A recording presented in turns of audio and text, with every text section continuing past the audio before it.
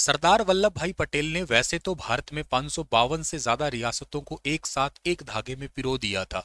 सरदार वल्लभ भाई पटेल के आगे जो प्रॉब्लम आई थी उसमें मेन प्रॉब्लम आई थी, एक जूनागढ़ की प्रॉब्लम आई थी। हालांकि बहुत ज्यादा मेन तो नहीं थी, क्योंकि जूनागढ़ के जो लोग थे वो हिंदू ही थे, राजा मुस्लिम थे। तो उन्होंने कहा कि हम पाकिस्तान के साथ मिलना चाहते हैं, और उधर से पाकिस्तान ने कहा कि हाँ भाई, मैं भी तुम्हें मिलाना चाहता हूँ। थोड़े ही समय की बात, लगभग एक डेढ़ महीने के अंदर अंदर दोबारा जनमत संग्रह करवाया गया, और लोगों की दोबारा मंशा यही थी कि हम भारत के साथ मिलना चाहते हैं। और लगभग 100% के आसपास जनमत संग्रह में वो पूर्णतः भारत में मिला दिया गया। एक हैदराबाद, हैदराबाद को सरदार वल्लभ भाई पटेल ने भारत के पेट का कैंसर कहा। निजाम वो भी 1 साल तक लगभग समस्या का कारण बना था, लेकिन ऑपरेशन पोलो के चलते हुए उसको भी भारत में मिला दिया गया। लेकिन समस्या आन पड़ी थी किस पे? कश्मीर पे। और वो कश्मीर की समस्या है वो आज तक ही जारी है। ये क्या समस्या रही थी महाराजा हरि सिंह के साथ, वो ही बात हम आज बात बताने वाले हैं। लेकिन इस बात से पहले आज बहुत ज़्यादा इंपॉर्टेंट और चर्चा न्यूज़ में ये है कि पाकिस्तान ऑक्यूपाइड कश्मीर के लिए हमारी गवर्नमेंट ऑफ इंडिया ने अभी रिसेंटली 24 सीट है वो रिजर्व रखी है। ये बहुत इंपॉर्टेंट चर्चा है, आइए जान लेते हैं इसको। मेरा नाम है सुनील बिश्नोई, और आप लोगों का टेक्स्ट बुक सुपर कोचिंग पे तहे दिल से हार्दिक अभिनंदन और स्वागत है। सबसे पहली और इम्पॉर्टेंट बात है, अमित शाह जी बड़े एग्रेसिव मोड में आपको दिखाई दे रहे हैं। हालांकि लोकसभा के अंदर ये बिल पास हुआ है, कल के दिन, आज के दिन खूब न्यूज़ बनी हुई है। एक इम्पॉर्टेंट सी बात है, हमारे एग्जाम के लिए भी ज़रूरी होगी, और हमारे जानने के लिए नॉलेज पर्सपेक्टिव भी बहुत ज़रूरी होगी। पहली बात है कि लोकसभा में गृह मंत्री हमारे यानी कि होम मिनिस्टर अमित शाह जी मंगलवार के दिन जम्मू कश्मीर से जुड़े 2 विधेयकों को जो है ना वो पेश किया था। 2 विधेयक यानी कि 2 बिल पेश किए थे यहाँ पे। ये 2 बिल पेश थे, इनमें से जो सबसे पहला बिल था वो किससे रिलेटेड था? इसका जो सबसे पहला बिल था रिलेट करता था जम्मू कश्मीर आरक्षण संशोधन विधेयक 2023, और दूसरा था जम्मू कश्मीर पुनर्गठन संशोधन विधेयक 2023। संसद के अंदर चर्चा हुई, और वेनेसडे के दिन यानी कि कल ही के दिन ये बहुत अच्छे तरीके से दोनों बिल पारित हो गए। कोई ऑब्जेक्शन इसका कुछ था नहीं। और पाक अधिकृत कश्मीर यानी कि पाकिस्तान ऑक्यूपाइड कश्मीर के लिए 24 सीट है वो आरक्षित कर दी गई।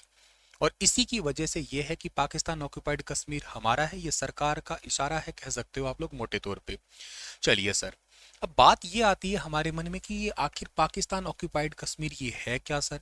दूसरी बात है कि पाकिस्तान ऑक्यूपाइड कश्मीर की इन 24 सीटों का चक्कर क्या है? ये 2 बिल सरकार लेके ही क्यों आई है? और इस सवालों के जवाब के लिए हम लोग आपको ले चलते हैं एक मैप के अंदर। जम्मू एंड कश्मीर ये पहले इकट्ठा था, लेकिन अब तो आप समझ सकते हैं कि 4 अगस्त 2019 और का तो आपका जो संसद का बिल था या क्यों कहिएगा बिल पास हुआ था 31 अक्टूबर 2019 के बाद में जम्मू कश्मीर और लद्दाख अलग हो गया। लेकिन आपको ये वाला इलाका दिख रहा होगा, यहाँ पे एक नाम लिखा दिख रहा होगा, आज़ाद कश्मीर लिखा दिख रहा होगा। यही वाला इलाका जो है ये पाकिस्तान ऑक्यूपाइड कश्मीर है। इसी को ही पाकिस्तान ऑक्यूपाइड कश्मीर कहते हैं हम लोग, या आप लोग यहाँ पे पाक ऑक्यूपाइड कश्मीर का इलाका एक बार समझ लीजिएगा समझने के लिए, ठीक है ना। चलिए सर जी, अब थोड़ा सा बताते हैं कि आज़ाद कश्मीर की कहानी क्या है। कहानी यूं, मैंने कहा कि जूनागढ़ की और हैदराबाद की प्रॉब्लम तो दूर हो गई थी। यहाँ के जो महाराजा हरि सिंह थे ना, उनके विचार कुछ अलग थे। वो ये सोच रहे थे कि मैं इसको हमेशा के लिए स्वतंत्र देश के रूप में रखूंगा, जिस तरीके से स्विट्जरलैंड, हालांकि इसको स्विट्जरलैंड कहते हैं जिस तरीके से वर्ल्ड वॉर भी चलता रहा पर स्विट्जरलैंड एक अडिग रहा, अलग रहा, स्वतंत्र रहा। तो वर्ल्ड हिस्ट्री के उसी बात को याद करते हुए कहते हम भी अलग ही रहेंगे। वीपी मेनन साहब ने कहा था कि देखो ऐसा है कि 2 विरोधी राष्ट्र के बीच में आप नहीं सरवाइव कर पाएंगे, इसलिए फैसला ले लीजिएगा, क्योंकि भविष्य में ये प्रॉब्लम हो सकती है। ऊंची सोच के लोग थे, क्योंकि भारत में आपको पता है ना रियासतों को मिलाने का काम वीपी मेनन साहब, पटेल साहब और माउंटबेटन, इन तीनों ने किया था। तो वीपी मेनन साहब ने राजा महाराजा हरि सिंह को समझाया, लेकिन वो नहीं माने। एक बात, एक शर्त उन्होंने रख दी कि ऐसा है कि अगर मेरे पे विरोधी राष्ट्र की जहां बात कर रहे हो, अगर कोई भी पहले मेरे पे अटैक करेगा तो मैं उसके अपोजिट में जाके मिल जाऊंगा। भी मान लेते हैं कि अगर मेरे पे इंडिया पहले अटैक करता है अपने अंदर मिलाने के लिए, तो मैं पाकिस्तान साइड जाके मिल जाऊंगा, और पाकिस्तान करता है तो मैं इंडिया के साथ मिल जाऊंगा। ठीक है। इसके बाद में क्या हुआ कि होना तो पाकिस्तान ने अटैक किया। हरि सिंह आए हमारे पास में, हरि सिंह जी आए और एक असेशन साइन हुआ था। आपको पता होगा 1947 में 24 अक्टूबर को एक असेशन साइन हुआ, और उसके तहत जो है ना इसको कश्मीर को भारत में मिला लिया गया।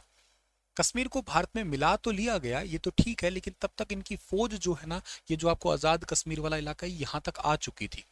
उस टाइम पे प्रधानमंत्री जवाहरलाल नेहरू साहब थे।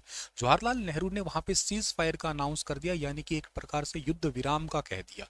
और ना केवल युद्ध विराम का कहा, एक छोटी सी गलती कहा कह सकते हो, जिसको गलती कहिएगा, या अभी अमित शाह जी ने अपने लोकसभा में कहा भी था कि जवाहरलाल नेहरू ने उस टाइम का बवंडर बना दिया, जो आज हमारे लिए एक समस्या प्रॉब्लम बनी हुई है।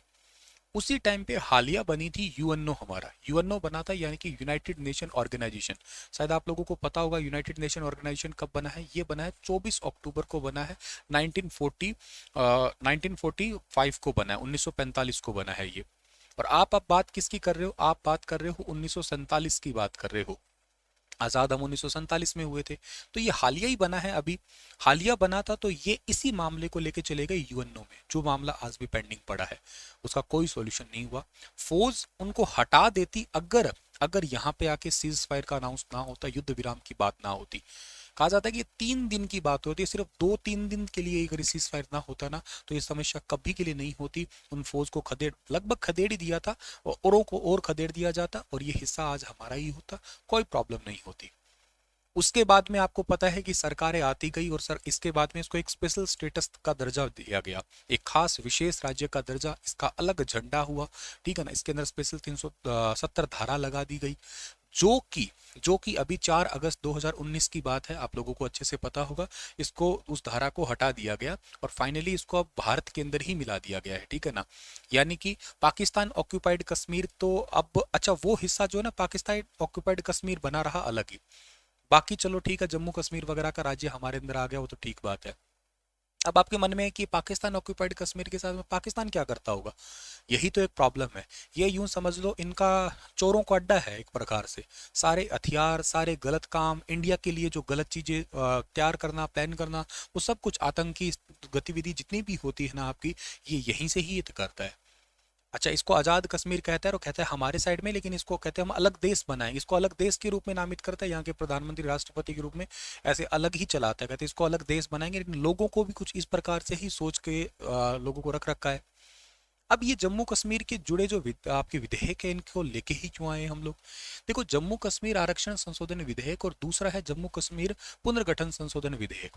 ऐसा है कि ये जम्मू कश्मीर आरक्षण अधिनियम 2004 में इन्होंने अमेंडमेंट किया है, संशोधन किया है। इसके अलावा अनुसूचित जाति और जनजाति के अन्य सामाजिक और शैक्षणिक रूप से पिछड़े वर्ग के लोगों को नौकरी और व्यावसायिक संस्थानों में आरक्षण देने की बात की है। दूसरी ओर जम्मू पुनर्गठन जो संशोधन विधेयक है, ये जम्मू कश्मीर अधिनियम 2019 के अंदर अमेंडमेंट किया इन्होंने। किया अमेंडमेंट क्या, पहले सीटें होती थी 83, अब ये बढ़ के हो जाएगी कितनी, 90। अनुसूचित जाति के लिए 7, अनुसूचित जनजाति के लिए टोटल 9 हो जाएगी।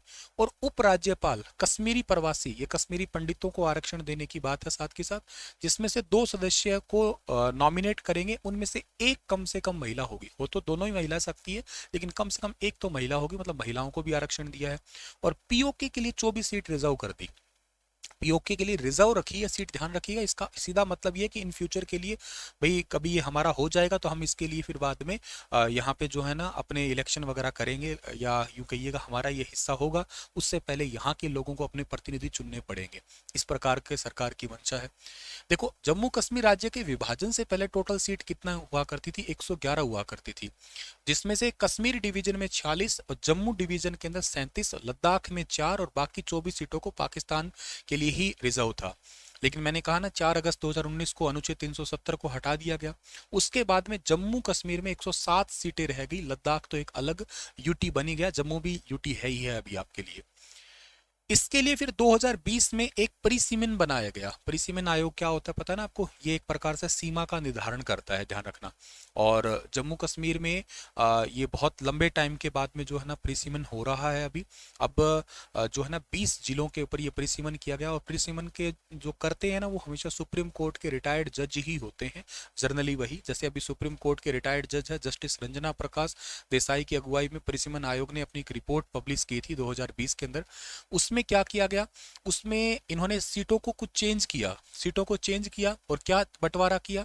जम्मू कश्मीर के अंदर पहले जो सीट थी ना 37 थी, जम्मू में अब 43 कर दी। यहाँ पे भी बीजेपी के लिए थोड़ी बातें हो रही है, कांग्रेस सरकार कह रही है, बाकी कह रहे कि क्योंकि जम्मू से सबसे ज्यादा सीट आई थी उनके, इसका क्या कहते हैं, सीटें बढ़ा दी। यहाँ पहले कश्मीर में 40 थी, अब 47 कर दी, टोटल पहले 83 थी, अब 90 हो गई है आपकी ये टोटल सीटें। और अनुसूचित जाति के लिए 7 है, जनजाति के लिए 9 सीटें कर दी गई। ये कुछ आपका नया जो है ना वो प्रोविजन आया है। ये हमारे ट्वीट करके भी, या इसको अब तो एक्स कह सकते हो आप लोग, ये कहा कि हमने पहले 40 सीट थी अब 47 कर दी है, पीओके के लिए टोटल हम लोगों ने 24 सीटें रिजर्व की है। आपका क्या मत है इसके ऊपर, आप बताइएगा, क्या ये सही हो रहा है, क्या इसकी दिशा क्या है, क्या इसका फ्यूचर रहने वाला है। कमेंट बॉक्स आपके पास में है, आप भी अपनी राय जरूर दीजिएगा। Stay happy, stay healthy and जुड़े रहिए टेक्स्ट बुक सुपर कोचिंग से ऐसे ही कंसेप्ट टॉक को जानने के लिए, समझने के लिए। Thank you so much.